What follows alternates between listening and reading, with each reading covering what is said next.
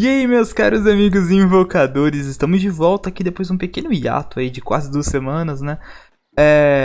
Bem, alguns de vocês devem saber aí porque que eu dei uma sumida. Eu tô mexendo com um grupo que vai estar fomentando campeonatos competitivos. Eu acho que algum de vocês já deve ter ouvido falar, né, da Liga Brasileira de Legends of Runeterra. Se você não ouviu falar, eu vou deixar os links dos grupos onde a gente divulga isso aqui na descrição, tá? São grupos de Facebook, então se você não tiver Face pode ficar complicado. Entretanto, a gente já tá mexendo, certo? Pra fazer sites e coisas do gênero, tipo, outras mídias sociais pra, sei lá, acertar todo mundo, né? Não ficar só no Facebook, tá? Então, desculpa ter ficado umas semanas longe, eu juro aí que vai ser recompensado, tá? As minhas pautas ficaram paradas, mano, algumas envelheceram e não deu tempo de fazer, então eu vou aqui, né? Vamos falar então hoje aqui, vai. Falar desse nota de atualização, que tem muita coisa da hora pra falar aqui. Vamos começar logo, porque senão não vai dar tempo. Teve correção de bug e algumas cartas de expedição mudaram. É isso, gente. Muito obrigado. Não deixem de se inscrever no canal. Tô zoando, vai. Vamos falar sério aqui. E a gente vai falar agora do meta, né, basicamente. Vamos trinchar esse negócio aqui, vamos falar dessas cartinhas. Primeira coisa que a gente vai falar aqui é que não levem muito a sério essas listas do Mobalytics, levem a sério pra vocês verem contra o que vocês vão jogar, qual que é a tendência, mas não levem ao pé da letra o A e o S, e principalmente não é uma lista ranqueada, tá? É de tier. Então, o fato de Corina estar em primeiro não significa que é melhor do que Bannerman, tá? É só que tá por lista mesmo. Então S tem o mesmo nível de A, que tem o mesmo nível de B, né? Mas não leve então a sério isso, tá? Essas listas são baseadas apenas na opinião de 2 jogadores aqui, de 2 auto-intitulados especialistas de card games. O negócio disso é que não tem uma estatística aqui que pelo menos embase isso, porque se houvesse uma estatística, ela provavelmente seria mostrada para poder dar essa credibilidade. Então, pelo fato deles não colocarem, isso indica que 1, eles não se baseiam totalmente, ou 2, eles não se baseiam nada, né? Então, eu prefiro imaginar que eles não se baseiam totalmente, né? Eles colocam, tipo, meio previsão do tempo, sabe? Tem uma estatística, mas a opinião do analista influencia. Não sei. Gente, quando tiver, tipo assim, estatística revelada, mostrado tudinho, porcentagem de pique, de quantas cópias da carta, que não sei o que, win rate, aí eu falo pra vocês levarem muito a sério. Por enquanto, assim, levem mais pero no mucho, tá ligado? Olha qual que é a tendência, mas não bitola nisso, tá? Vamos falar então aqui do Scout, que sumiu, né? Na semana passada isso aqui tava na lista e sumiu. E como eu disse pra vocês, é baseado muito na opinião, então pode ser que alterem, tem alterações assim, sem nem ter patch note, sabe? Eles alterem assim a cada 3 dias, antigamente, né, tipo assim, né? No beta isso era muito comum, a cada 3 dias isso aqui mudava e tipo, não tinha explicações, assim, né? Então você vê que o Scout não tá mais aqui no S, e eu acho que os problemas do Scout estão lá naquele vídeo de análise da Queen, não tem uma maneira recursiva de proteger. Aí falaram, pô, a MF ali, né, ela dá aquele tirinho ali nas unidades que estão em batalha, vão... Só que isso não garante que seus scouts vão ficar batendo assim e tal. Eu acho que, não sei, talvez mais tarde voltem os scouts com barreiras e ataque rápido, coisas do gênero. Mas por enquanto eles não estão no meta, eles deram uma sumida, né? Segunda coisa que a gente tem que mostrar é que 1, 2, 3, 4, 5 decks, 5 decks escalados com S estão com os Piltover e Zaun como região. Isso indica que esse deck vai sofrer nerfs, tá? Esse deck nessa região vai sofrer nerfs, onde a gente vai falar talvez em próximos vídeos, tá? É muito difícil, você ver que são várias cartas que estão aparecendo aqui, né? Com frequência, ó. Mas é muito difícil de mexer nesse tipo de carta, a gente vai ter que, né, analisar certinho o que a gente vai ter que ver aqui pra não cagar. Vamos ver o que talvez especular, o que a Riot estaria fazendo, né, pra dar uma equilibrada nessa região que tá claramente acima da média, né. Bom, Vamos começar então aqui falando primeiro do deck que tá ditando o meta, tá? Os outros decks que estão surgindo estão em resposta a esse cara. Vamos falar primeiro aqui do Burn Agro. Vamos primeiro falar do tipo de deck. Ele é um deck agro, puro agro. Ele não tem nenhum outro tipo de elemento no deck. Ele é puramente agro, tá? Carai, cliquei nos bagulho errado aqui. Ele é puramente agro, tá? A win condition dele tá justamente em causar dano direto ao Nexus, tá? Não necessariamente por batalha. Vamos dar uma olhadinha por cima aqui, ó. Sabotadora da Legião causa 1 de dano no Nexus quando ela ataca. O Bombardeiro Novato também faz a mesma coisa, só que ele causa 2 de dano quando ele ataca. A Demolidor Imperial, ela causa 2 de dano e no Nexus, né, ao troco de causar 1 de dano num aliado seu. E não pode ser ela mesma, infelizmente, né? Aqui a Discípula Carmesim, ela causa 2 de dano quando ela sofre dano. Comba aqui, né? Tudo bem depois de falar isso. Aqui a gente tem várias cartas que podem ser utilizadas no Nexus. Mystical Shot, Get Excited, Fervor Nexiano, né? O Anime-se, desculpa. Fervor Nexiano, Choque de Static e Dizimar. Você vê que tem muito dano ao Nexus aqui, tá? Essa é o win condition do deck. Quais são os combos e sinergias? Um deles a gente já comentou aqui. Esqueci o nome da Aprendiz, né? Não lembro agora. Dessa aqui, a Carmesim, ela vai ter combos com... Combos não, né? Sinergias com a Imperial Demolish e com aqui a Transfusão, tá? Ou com qualquer tipo de bloqueio ali que vai causar e dano não vai matar ela, tá?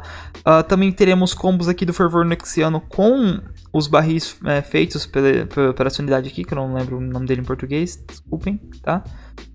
E... cara, não tem muito assim mais o que falar, assim, não tem muitas sinergias aqui. O deck ele é bem direto no que ele tem que fazer e as cartas têm muito valor individual. Isso é muito importante para um deck agro, as cartas não dependerem de combinho, porque com qualquer mão você consegue jogar. Esse é um grande valor do deck. Você vê aqui que o deck ele apresenta uma curva interessante, né, de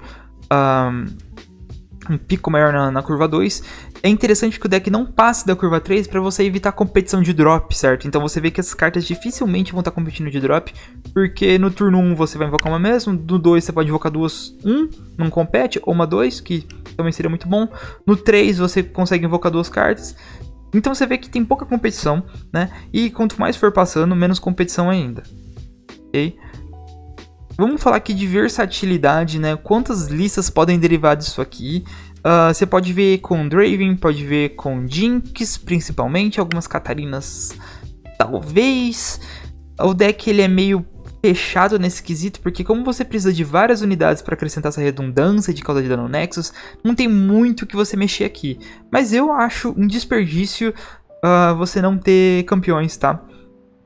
Principalmente campeões com ataque rápido, que eu sei que eles não causam dano no Nexus, talvez fugiria um pouco a temática do deck, mas elas são unidades fortes por si só. São unidades que vão causar desvantagem ao serem bloqueadas, vão ser unidades que, sei lá, vão te dar um fôlego em card advantage, como o caso da Jinx, caso você, né, drene tua mão inteira.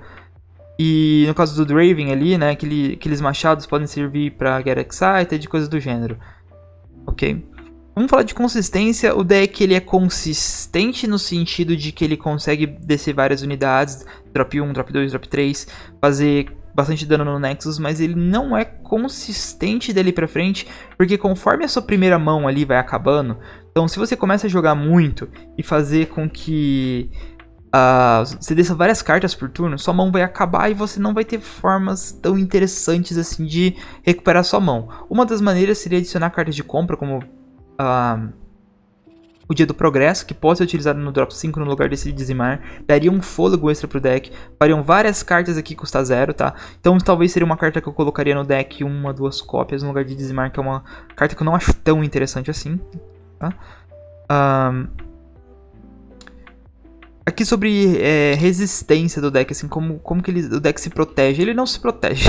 A defesa dele é bater mais do que o outro pode aguentar. Ele pode ter um certo tipo de problema com cartas que coloquem bloqueadorzinhos, né? Porque vai fazer com que você não consiga bater com a sabotadora. E não compensa você bater com a sabotadora pra perder ela, tá? Compensa, assim, só quando ela vai sair bem impune. Uma carta de proteção que não tem aqui é a Mão da Morte, que eu colocaria nessa lista com certeza, porque primeiro, causa dano no Nexus, segundo, protege minha unidade de bloqueio desfavorável. Então, eu acho que, inclusive, faz muita falta. Eu colocaria com certeza no lugar de dizimar. Porque isso faria com que a sabotadora se tornasse uma carta muito mais utilidade. Porque você pode bater, mesmo que o cara tenha um bloqueador ali de até 2 de dano, você vai tirar a carta do cara, vai causar um de dano no Nexus e sua sabotadora vai ficar viva. Então, sinto falta de Mão da Morte aqui, tá? Vamos falar de reatividade, o deck é um pouco reativo sim. Ele pode quebrar ali um pouco do que o cara quer montar, porque vai muito... Cara, a reatividade de deck agro, principalmente desses agro burn, é muito complexo. Porque entra bem naquele artigo Rules the Beatdown. É um deck extremamente complicado de jogar. Vocês acham que deck de controle é complicado de jogar? Vocês estão redondamente enganados. É difícil você jogar de agro na posição de controle. Por quê? Um Mystical Shot que você segura achando que teria outro alvo mais favorável pra frente, pode te fazer perder. O Mystical Shot que você deu precipitadamente, pode te fazer perder. Então, o que é um deck difícil de jogar? É um deck onde você tem escolhas, e essas escolhas vão te punir. Quando você joga de agro e você dá uma ruína, fazendo mais 2... Você não vai ser punido por isso de quase maneira nenhuma. Quando você usa ali aquele impacto fulminante, alguma coisa fulminante lá, fulgor, não lembro agora o nome da carta. Você não tem escolhas ali, você não tá fazendo escolhas. Você não tá falando, ou eu mato essa, ou eu mato essa. Se o deck não te coloca em xeque, não é um deck difícil de jogar. Esse deck te coloca em xeque. Você dá um Mystical Shot na unidade, ou você guarda um Mystical Shot para dar dano no Nexus? São questões aí complicadas. Eu diria pra vocês, é um deck que é muito fácil de você começar a jogar. E é muito difícil de você masterizar esse deck. Se eu fosse fazer paralelos com o League of Legends, é aquele Mastery da vida. É muito fácil você tirar 50% do Mastery, mas você tirar 100% do Mastery é muito complicado. É a mesma coisa pra esse deck, tá? Algumas cartas que eu mudaria nisso aqui, eu principalmente colocaria Jinx, Dravens talvez, no lugar aqui de umas unidades que eu não vejo tanto valor. Por exemplo aqui, esse drop 1 talvez tenha drop 1 demais, já não sei, eu não colocaria, talvez, assim, 2 drop 1 talvez fosse suficiente. Eu sei que você quer ter drops 1, né? Mas eu acho que 2 drop 1 já tá ok pra vir consistentemente drop 1 na mão. E se não vir um drop 1, com certeza vai vir um drop 2, tá? O drop 2 é o que mais tem aqui. Então, talvez eu colocaria um Draven, uma Jinx, algumas unidades em que eu vou estar conseguindo fazer trocas favoráveis de maneira mais recursiva, tá? Eu tiraria com certeza aqui o Dizimar, que eu acho uma carta lenta e que dá pouco dano pelo custo de mana, tá? Talvez isso aqui devia custar 3 manas pelo efeito dele. Sei lá, mano. Porque pense só, Mystical Shot é 2 de dano, 2 de mana e é rápido, né? Esse aqui é 4 de dano, 5 de mana e é lento. Então em custo e eficiência ele é muito ruim. Então provavelmente eu trocaria, tá? Provavelmente mesmo. Cartas que eu adicionaria aqui eu já falei, Mão da Morte eu colocaria pra favorecer algumas trocas. Eu não sei o que de fato eu tiraria aqui. Esse cara eu acho ele interessante, mas talvez não tanto. Talvez eu preferiria uma Jinx no lugar dele. Uma single de Catarina, certo? Pra minha Catarina descer no turno 7. No turno 8 você ter 2 ataques ali a mais. Não sei, eu poderia ter algumas mudanças aqui. O deck que eu jogo disso aqui ele é meio diferentinho, ele leva campeões, mas para um iniciante isso aqui tá ótimo para começar a farmar, fazer as regiões, tá? Maravilha, ok? Vamos então falar do deck montado que foi feito, né, no meta para combater ele, que é o Corina Control. O tipo desse deck ele é mid-range controle, tá? Ele é essas duas categorias. Tanto mid-range, tanto controle. Por que a gente sabe que ele é mid-range? Porque ele tem carta distribuída aqui entre todos os drops.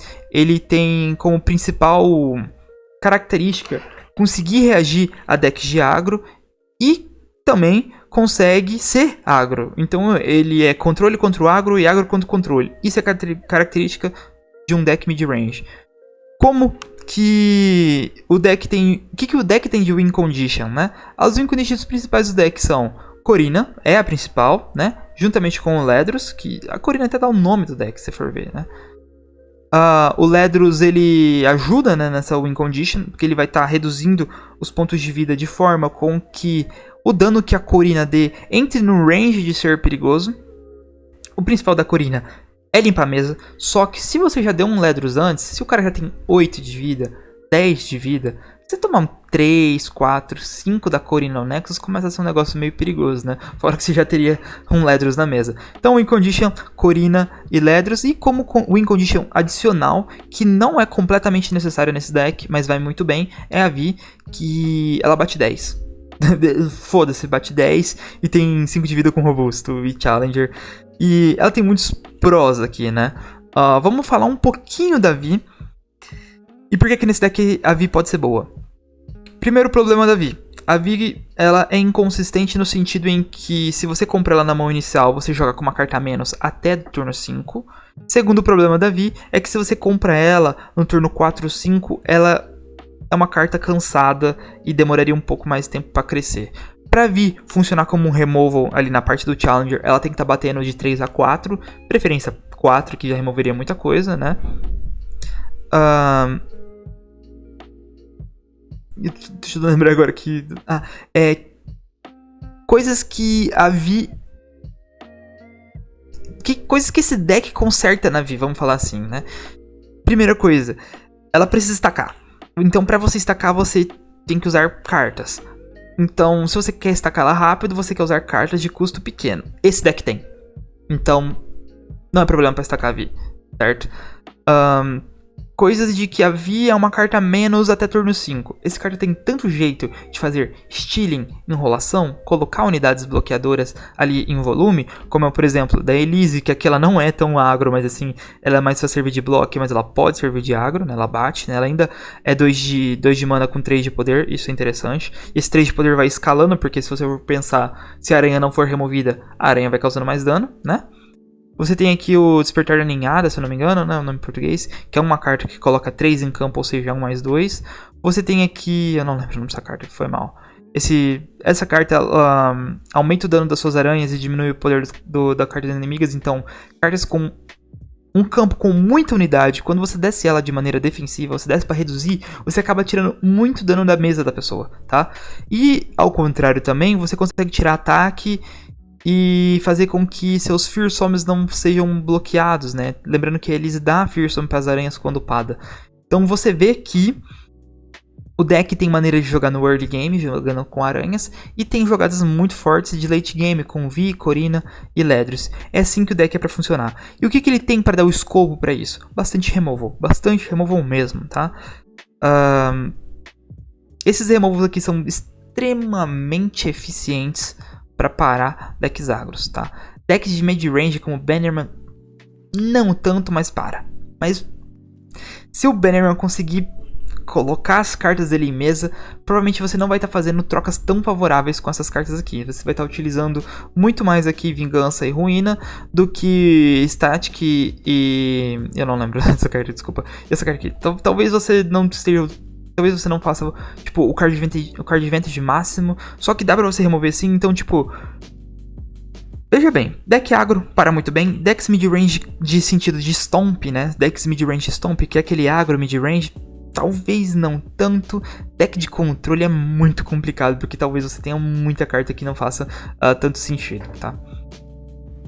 Vamos ver o que mais que a gente pode falar do deck.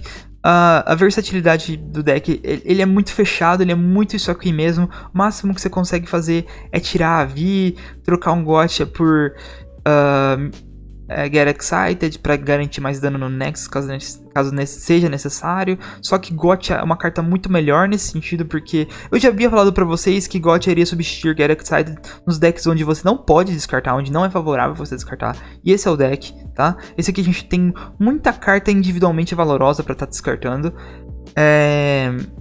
E Gotcha... assim, o Gotcha ele tem um problema de ser um pouco mais lento que as outras cartas de 3 de dano. E nesse deck também não é problema, porque você tem bastante carta pra enrolar. Então, Gotcha é muito melhor que Get Excited. Então, talvez não seja nenhuma troca tão favorável assim. O problema desse deck, ele tem uma build muito fechadinha. Não tem com muito que você mexer, você não pode dar seu toque aqui. Problemas assim, talvez de Ledros ser muito pesado. 3 Ledros, talvez 2 Ledros aqui. Tem que ver aí como que cada jogador vai se adaptar, como vai ser coisa de cada um, né? A consistência com relação à compra, você pode ver que é muito baixa, né? Essa build não usa Dia do Progresso, não usa nenhuma maneira de comprar cartas, então você fica muito dependente da sua mão inicial. Você tem Static que ele não te dá card advantage, né? Você compra, só que você tá repondo o Static, isso é bom, tá? É melhor do que nada, só que temos esse problema aí, se sua mão acabar, se você começar a ficar sem mão, pode começar a ficar complicado. Então decks como Bannerman, onde você vai estar usando às vezes 2 cartas para tirar uma, você pode estar encrencado. Decks como Agro, onde você vai fazer 1 por 1 e nenhum dos dois está recuperando a mão, e late game com certeza é seu por causa de Vi, Corina e Ledros, muita vantagem, tá? O revés do deck que tem muita carta pesada, tá? Então pode ser que você molingue essas cartas e elas comecem a vir no início do jogo. E se isso acontecer, você vai perder pro agro, com certeza. Tá? Algumas cartas que eu mudaria, vamos ver. Algumas cartas que eu mudaria aqui. Cara, não tem muito o que mudar não. Talvez eu só tiraria ali um Ledros que eu talvez não ache tão interessante assim ter 3. Talvez eu até tiraria um Ledros pra pôr um Dia do Progresso, pra talvez, quem sabe, garantir uma mão extra, caso comece a dar errado as coisas pra mim, né? Vamos aqui pro próximo deck, que a gente termina aí nosso Joaquim Pô, né, que a Corina ganha de agro, né, que o Karmazriel ganha de Corina e agro ganha de Karmazriel, assim, né, aquela tríade do controle agro mid-range, tá? Fecha esse ciclo aqui. Bom, o deck ele é combo e é controle, tá? Vamos ver aqui também o win con do deck. O win con do deck é você juntar um Ezreal upado, uma Karma upada com um Mystical Shot ou cogumelo gerado aqui pelo Hashinin Grandona, tá? Então você precisa dessas 2 cartas upadas. Se não, essas 2 cartas upadas, você vai precisar da Karma upada mais Get Excited e Mystical Shot em quantidade na sua mão. Talvez 1 ou 2 ali, ou 3 fontes de dano mais ou menos, para poder fazer com que essa Karma seja tipo finisher mesmo, ok? Alguns combos e sinergias que a gente tem. Beleza, Hashinin Grandona e Get Excited aqui, né, vão estar fazendo cartas de menos valor pro Get Excited descartar, mesmo o Ramage e os cogumelos. Combos aqui estão... Cara, Karma faz insanidades, vamos lá. Karma upada. O Ramage vai estar comprando cartas sem estar descartando, porque ela duplica o efeito, mas não duplica o custo. Mesma coisa vale pro Get Excited. Você descarta uma vez, mas você dá 6 de dano. Aqui pro Static, você compra 2 cartas e causa 4 de dano, né? Deep Meditation, você gasta só 2 de mana e compra 4 cartas. Concussive Palm você invoca aí 2 unidades. Então a Karma faz obscenidades aqui. Outras sinergias é que tem muitas cartas para dar alvo por Ezreal, Static, Wheel of Ionia, Concussive Palm, Mystical Shot, Get Excited. E aqui a gente tem cartas para fazer isso mesmo, que é o Ione, tá? O Ione tá aqui justamente para fazer com que você upe o Ezreal no late game, ok? Tipo assim, meu Deus, o que falta para fechar meu combo aqui é um Ezreal upado, beleza. Ione para estar ajudando nisso. A versatilidade. O deck não é tão fechado, você tem alguns espaços para estar mexendo aqui. Talvez você não queira estar utilizando tanto o Thermogenic Beam, mas eu indicaria você usar porque tem Vi no meta pra caramba. O Ramage talvez não queira usar também e colocar outras coisas, já que Deep Meditation acaba sendo uma carta mais interessante do que o Ramage, né? Talvez tirar aí um Ramage e colocar um Dia do Progresso, porque embora Deep Meditation seja muito melhor que Dia do Progresso, pode ser que um Dia do Progresso dê algumas jogadas interessantes aqui, né? De consistência, como a gente pode aí tá trazendo consistências? Temos, primeira coisa, Karma dando bastante spell pra gente você invocar ela no turno 5, embora eu não aconselhe você a colocar uma Karma turno 5 até o turno 9, você só vai fazer isso quando o cara não tiver mana e você lançar uma Karma e essa Karma conseguir te recuperar uma carta, certo? Então mesmo se ela sair, você vai ter uma carta recuperada. Então em questão de card advantage você não vai perder tanto. Só que como ela é uma peça do seu combo, isso é meio arriscado. Então eu só faria esse tipo de jogada tendo outra Karma na mão, ok? Primeiro então vamos lá, de consistência. Temos a Karma dando carta, Shadow Assassin comprando uma carta, se repondo na verdade, né?